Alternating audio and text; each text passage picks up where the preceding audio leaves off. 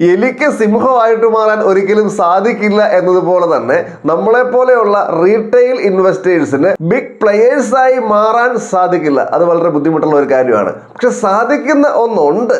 Big players invest ചെയ്യുന്ന രീതിയിൽ നമ്മുടെ പണവും ഷെയർ മാർക്കറ്റിൽ ഇൻവെസ്റ്റ് ചെയ്യിക്കാൻ നമുക്ക് സാധിക്കും. അതിനുള്ള വഴിയാണ് നമ്മൾ നേരത്തെ പറഞ്ഞ വഴി, നമ്മളിൽ പലരും ഓൾറെഡി ഉപയോഗിച്ചുകൊണ്ടിരിക്കുന്ന വഴി, നമ്മളിൽ പലർക്കും അറിയാവുന്ന വഴി, മ്യൂച്വൽ ഫണ്ട്. മ്യൂച്വൽ ഫണ്ടിലേക്ക് ഇൻവെസ്റ്റ് ചെയ്യുന്നതിന് വളരെ വലിയ തുകയൊന്നും നമുക്ക് ആവശ്യമില്ല.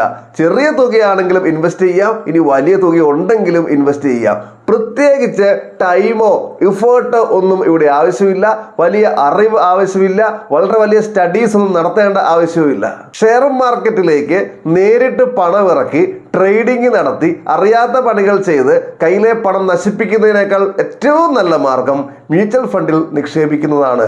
SIP രീതിയിൽ നമുക്ക് നിക്ഷേപിക്കാം, ലംസം രീതിയിൽ നമുക്ക് നിക്ഷേപിക്കാം. നമുക്ക് മാന്യമായ റിട്ടേൺ നേരത്തെ പറഞ്ഞതുപോലെ ലഭിക്കുകയും ചെയ്യും.